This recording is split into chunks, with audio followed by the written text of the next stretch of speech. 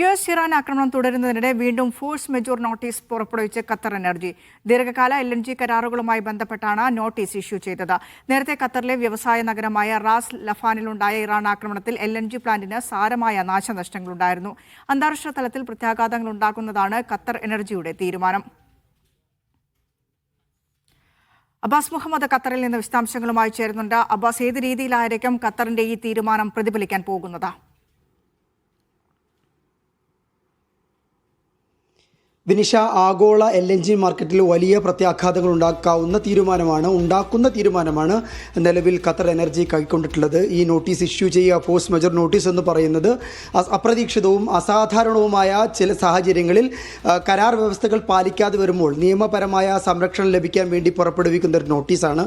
ഇത് രണ്ടാം തവണയാണ് ഇങ്ങനെ ഖത്തർ എനർജി ഈ ഫോഴ്സ് മെജർ നോട്ടീസ് പുറപ്പെടുവിച്ചിരുന്നത്. ആദ്യഘട്ടത്തിൽ ഇത് മാർച്ച് 2-നുണ്ടായ റാസ് ലഫാനിലെയും അതുപോലെ തന്നെ മിസൈദിലെയും ഇവിടുത്തെ ഖത്തറിലെ രണ്ട് വ്യാവസായിക നഗരങ്ങളാണ്. ഈ രണ്ട് നഗരങ്ങൾക്കെതിരെ നടന്ന ആക്രമണത്തിന് പിന്നാലെ ഗ്യാസ് പ്രൊഡക്ഷനും അതുപോലെ തന്നെ അനുബന്ധ ഉൽപ്പന്നങ്ങളുടെയും ഉൽപ്പാദനം നിർത്തിവെക്കുന്ന ഒരു സാഹചര്യം ഉണ്ടായിരുന്നു.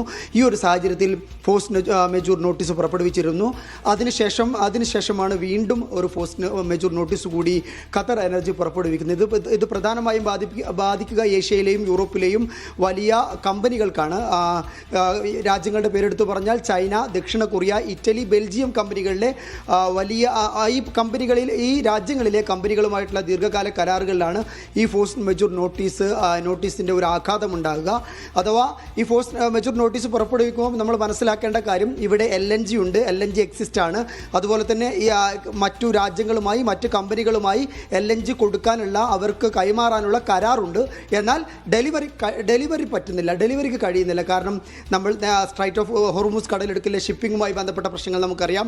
ഇവിടെ എനർജി ഉൽപ്പാദിപ്പിക്കാത്തൊരു വിഷയമുണ്ട്. ഇങ്ങനെയുള്ള ഈ ഡിസ്റപ്ഷൻ, കൃത്യമായിട്ടുള്ള ഡിസ്റപ്ഷൻ വന്നിട്ടുണ്ട് ഇതിനിടയിൽ. അതുകൊണ്ട് തന്നെ ഇങ്ങനെ ഒരു ഫോഴ്സ് മെജൂർ നോട്ടീസ് പുറപ്പെടുവിക്കാൻ ഖത്തർ എനർജി നിർബന്ധിതമാകുന്നു. ഇതിൻ്റെ ഒരു പ്രധാനപ്പെട്ട മറ്റൊരു കാര്യം എന്ന് പറയുന്നത്, ഈ ഒരു നോട്ടീസ് പുറപ്പെടുവിക്കുന്ന സമയത്ത് ഇത് ഏതെങ്കിലും തരത്തിലുള്ള ഒരു കോൺട്രാക്ച്വൽ ആയിട്ടുള്ള ഏതെങ്കിലും തരത്തിലുള്ള തർക്കമല്ല. ഇത് ആഗോള LNG സപ്ലൈസിൻ്റെ ഘടനാപരമായിട്ടുള്ള മാറ്റങ്ങൾ, അതിൻ്റെ ഒരു ഭൂപടത്തെ തന്നെ മാറ്റുന്നതാണ്. കാരണം ലോകത്തുടനീളമുള്ള കമ്പനികൾക്ക് ഖത്തർ എനർജിക്ക് ഈ LNG വിതരണവുമായി ബന്ധപ്പെട്ട കരാറുകളുണ്ട്. ഈ കരാറുകൾ മൊത്തത്തിൽ ഡിസ്റപ്റ്റ് ആവുകയാണ്. അത് ലോകത്തുടനീളമുള്ള ഗ്യാസ് വിതരണത്തെയും അതുപോലെ തന്നെ ഗ്യാസ് ഉൽപ്പാദനത്തിനെയും അതുപോലെ എനർജിയുമായി ബന്ധപ്പെട്ട കാര്യങ്ങളെയും ഒക്കെ ബാധിക്കും.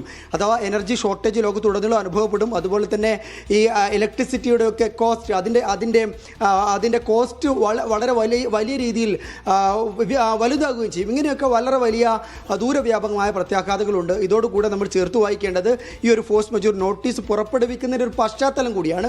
റാസ് ലഫാനിലെ ലോകത്തിലെ തന്നെ ഏറ്റവും വലിയ LNG പ്ലാന്റിന് നേരെ കഴിഞ്ഞ ബുധനാഴ്ച ഉണ്ടായ ഇറാൻ്റെ മിസൈൽ ആക്രമണം. ഈ മിസൈൽ ആക്രമണത്തിൽ ഈ ഖത്തറിൻ്റെ തന്നെ ടോട്ടൽ എനർജി എക്സ്പോർട്ടിൻ്റെ 17% അത് ബാധിച്ചിട്ടുണ്ട് എന്നാണ് ഖത്തർ എനർജി CEO വ്യക്തമാക്കിയിരുന്നത്. അതുമാത്രമല്ല, പ്രതിവർഷം 20 ബില്യൺ നഷ്ടം ആണ് കണക്കാക്കപ്പെടുന്നത്. ഈ ഒരു ആഘാതം, ഇത് നന്നാക്കിയെടുക്കാൻ ഏകദേശം 3 മുതൽ 5 വർഷം വരെ വേണ്ടിവരുമെന്ന് കൂടി ഖത്തർ എനർജി CEO വ്യക്തമാക്കിയിരുന്നു. ഏതായാലും ഇതാണ് ഇതിൻ്റെ ഒരു സാഹചര്യം എന്ന് പറയുന്നത്. അത് ഈ യുദ്ധത്തിൻ്റെ ഏറ്റവും വലിയ ആഘാതം അനുഭവിക്കുന്നത് ഈ എനർജി മേഖലയിൽ തന്നെയാണ്. നമ്മൾ നേരത്തെയൊക്കെ ചൂണ്ടിക്കാണിക്കുന്നത് പോലെ തന്നെ ഈ പശ്ചിമേഷ്യയിലെ യുദ്ധം ഒരു ഊർജ്ജ യുദ്ധമായി വികസിച്ചു കഴിഞ്ഞ ഒരു സാഹചര്യമാണുള്ളത്. അത് ഇതോടൊപ്പം ചേർത്ത് വായിക്കേണ്ട മറ്റൊരു സംഗതി, ഇന്ത്യ അടക്കമുള്ള രാജ്യങ്ങൾക്ക് കൂടി ഇതിൻ്റെ ഒരു ആഘാതം അനുഭവിക്കേണ്ടി വരും. കാരണം ഇന്ത്യയിൽ നിന്നുള്ള പെട്രോനെറ്റ്, അതുപോലെ തന്നെ ഗുജറാത്ത് സ്റ്റേറ്റ് പെട്രോളിയം കോർപ്പറേഷൻ എന്നീ കമ്പനികൾക്ക് ഖത്തർ എനർജിയുമായി ദീർഘകാല കരാറുണ്ട്.